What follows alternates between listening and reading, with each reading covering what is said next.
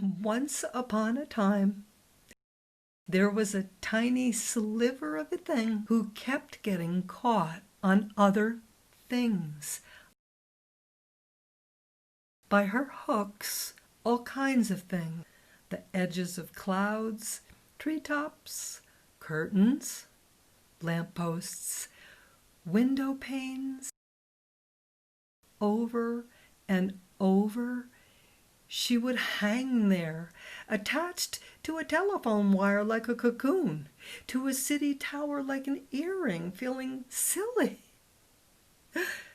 But forever, in just a moment or two, she would break free, until there she would be again, on the clothesline just out the window from the armchair, dangling for all the world to see like a sharp clothespin with a glint in her eye.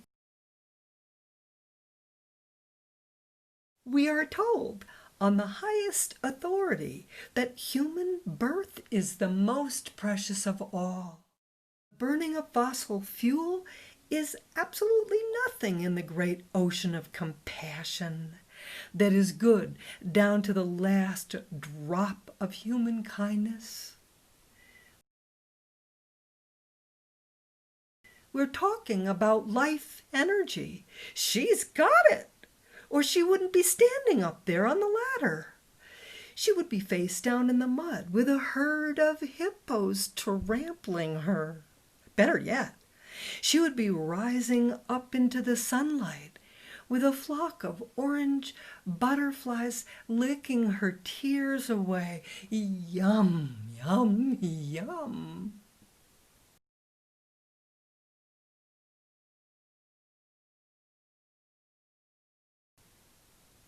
Joey looked up to see her face forward. But of course, all he could see was the slightest profile of a world that was not quite his and would not quite ever be. He wanted to touch her, but he could only feel himself being pulled into a dream of a tired city with rooms that were unlocked and run down. But even so, he was stressed out about finding his way to his room, even though he knew he did not have the key and had not even seen the key for weeks. Much less had he ever even paid one single month's rent. But all the same, the door to the very next room he checked was open, and he had the feeling that it was his room. Too bad. He didn't like the room at all. Not at all. It didn't feel like home. Not at all.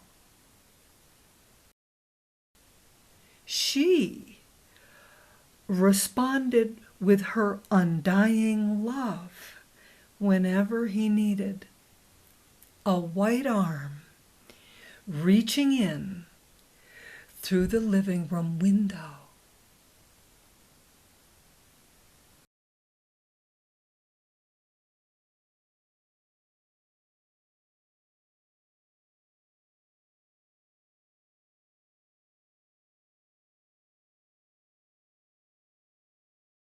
There is one day, there is one night, as if something is not right.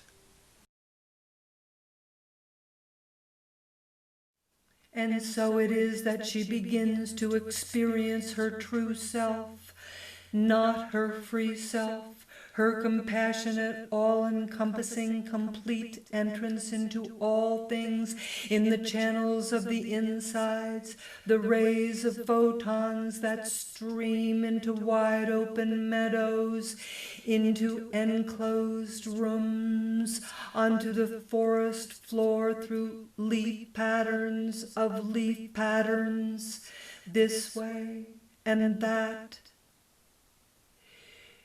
She is a force of nature, She rules in the cardboard earthquake villages, simply through the pandemic pathway from one thing to every other thing, the vessel that enters and exits the heart with life. Hurrah!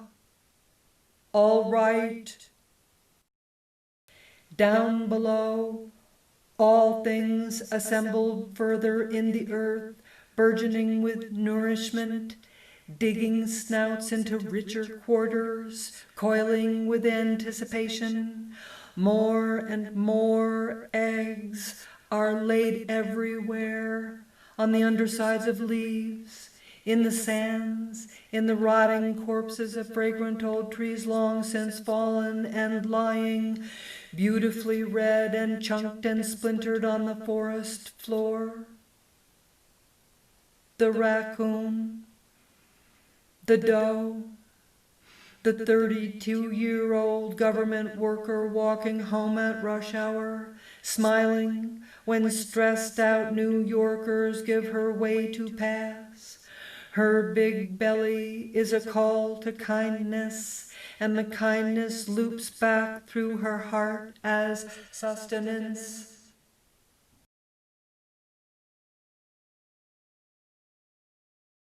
She listens with both ears as she cruises now into the next age. It hurts to be alive. Our feet hurt.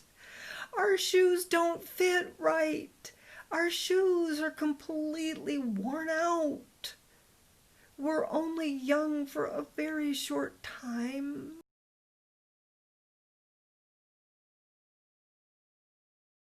She's facing down again, emptying herself of butterflies that have gotten caught in her. They fall through her skirt into the blue sky. She is emptying herself out of butterflies.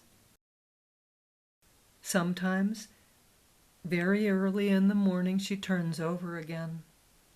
She's weary. She's waning. She is filled up more, depending on the sky. She is much, much less, depending on the blue sky for everything. She's emptying out, spilling out her guts of the last birds she can possibly muster before the end. Eurasian doves, 2 at a time. Robins, sparrows. They refuse to sing anymore.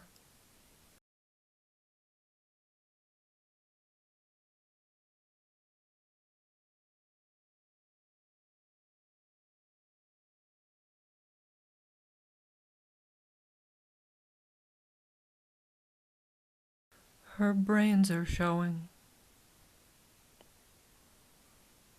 We can see right through to them,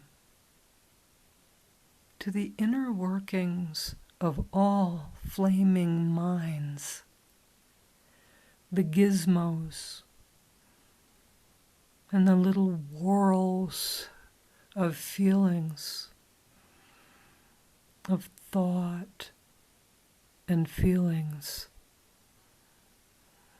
of all ideations, inclinations, all feelings as they shred up into transparency. Her pale brains are filigrade, precious blue upon ubiquitous blue upon a frameless frame.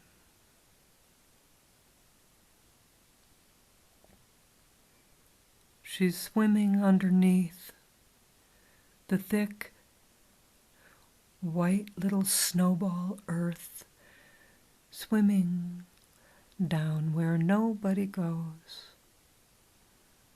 She's fast enough to keep herself warm, swimming around the globe month after month,